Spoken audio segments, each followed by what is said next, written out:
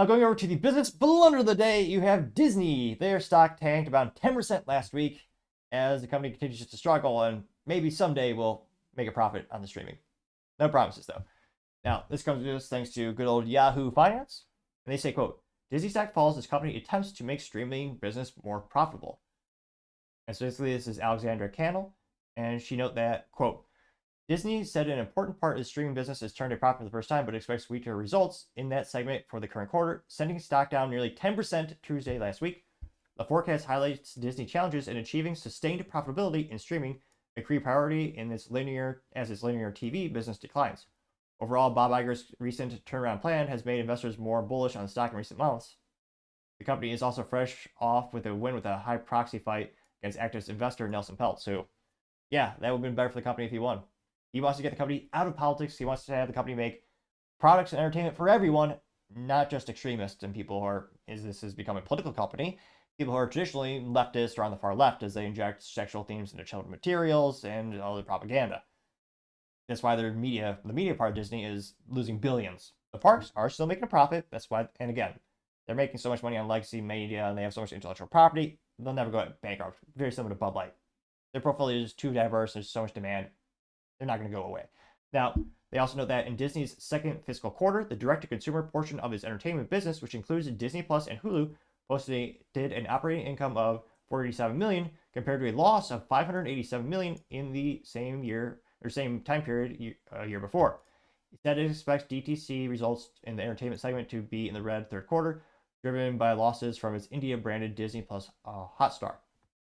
In addition, not all of Disney's streaming services were profitable in Q2, including ESPN Plus. Total direct-to-consumer losses accounted to $18 million versus a $569 million loss reported in the year earlier period. Disney expects full streaming profitably by fourth quarter 2024.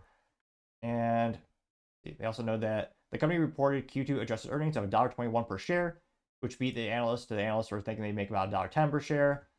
And they also know that revenue came in at $22.1 billion, meeting consensus expectations and ahead of the $21.82 billion the company reported a year ago, which, again, given the record inflation, that's not much better than the year prior. That's probably about the same, if not worse.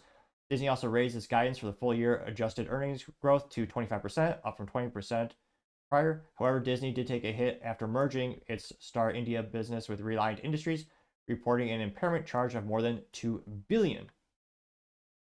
Let's see here. So, and then of course the comments are very entertaining, but let's just look at their stock really quick. Yeah, it went down 10% in a single day. We're talking like $20 billion of value just erased. Is the precarious thing of being a publicly traded company. Now, looking at the 5-year trend, I mean, Max, overall, companies do grow over time. So Max, throughout history, they're still doing great. Again, they're not going out of business. It's bad, but again, it's not the end of the world. The stock is still worth about $105.38 per share. Granted, by the time this video is rendered and uploaded, it'll probably most definitely be different. Now, the 5-year trend is down, decreasing 17.7%. Also have 1 year, it's actually still up. Past years, but increased 8.85%. Year to date, it's up 16%. But again, in the past month trend is down 10.19%. So there's a nice big cliff right there. And we know why this is happening as well. I mean, they're alienating more and more of the customers. Some of the top comments, again, on Yahoo Finance comes from, the first top comment is perfectly named. The individual's username is Mickey. Now, Mickey, from the comments, says, quote, the Disney grooming syndicate admitting, 1, we recognize that our far-left social and political agenda has damaged our company's reputation and profits, and we have no intention of changing. How about putting profit, competency, tradition, intelligence over woke, diversity, equity, inclusion, and social goals? They got 61 upvotes and only 19 downvotes. We also have Chuck Wise saying, quote, now they're trying to boost the stock price by emphasizing one smaller slice of their streaming business that was kind of sort of profitable, while the overall streaming business is still losing money. Love how their new subscribers were largely from Charter customers who received complimentary subscriptions as part of their packages. They should be really sticky, right, Bob? Question mark. The market is seeing through the charade, judging by the pre-market stock price, getting 45 upvotes and 19 downvotes. Now, again, they are still moving in the right direction, fiscally speaking. I mean, their losses for Disney Plus last year was in the billions. I think it was a $2 billion loss. And again, now it's coming down to $100 million, which, again, you're still losing money. but they are moving in the right direction. Granted, that is partially subsidized because of that charter agreement, which I think it was signed off for inked Q4 last year or Q1 this fiscal year, and that is artificially inflating it to a certain degree. Now, this individual comments saying, how sticky could it really be? I mean, pretty sticky. Like a lot of subscriptions, most people, once you get it on a subscription, the people who actually cancel are relatively few. That's why everything from razors to coffee to phones to cars, everything's a subscription service these days, partially because they are quite, in fact, a very sticky service. Sticky being the business term for having a product that is very likely to stay and be consumed multiple times. You're not going to go away from it. But Disney, again, they're not turning things around in terms of, their media part of the company, especially their cartoons and their movies, they're still losing billions of dollars.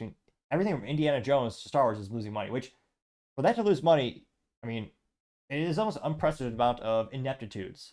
They had one of the best intellectual properties on the planet, one of the most renowned, loved historical, not historical in terms of, U.S. history, but historically speaking, some of their best intellectual property, best beloved characters, and Kathleen Kennedy just kneecapped them and destroyed it. Because again, they chose to get political, alienate prospective clients. And the U.S., most things are a 50-50 shot when it comes to politics. Half the people will love you, half will hate you. And then you got a couple of people who are libertarian, but on the average, at the end of the day, you're alienating about half the market, which, again, depending on your business model, if you're a political commentary show, sure, that might make sense. That's your target audience. But if you're making something where the goal is to sell as many units, or in this case, as many DVDs, or realistically subscription services as possible, ideally, you probably want the whole market. So needless to say, Disney continuing to go down the path of, again, not making materials that are inclusive of everyone, and in fact, quite the antithesis, they're alienating more and more, and continuing to lose money and having their stock crash 10% in a single day. I gotta say, Disney, that is certainly the business blunder of the day. Thank you, everyone, for taking the time to tune in. Again, I'm trying to get to 4,000 subscribers by the end of the month, so if you could click that button, I greatly appreciate it. Also, leaving a thumbs up, thumbs down, or comment is a great way to help me out, giving me additional feedback, letting me know how I can make the show better and better. Lastly, don't forget to take the time to tell your family, tell your friends, tell your coworkers, heck, tell your enemies, tell anyone and everyone. Just stay safe and fight the good fight.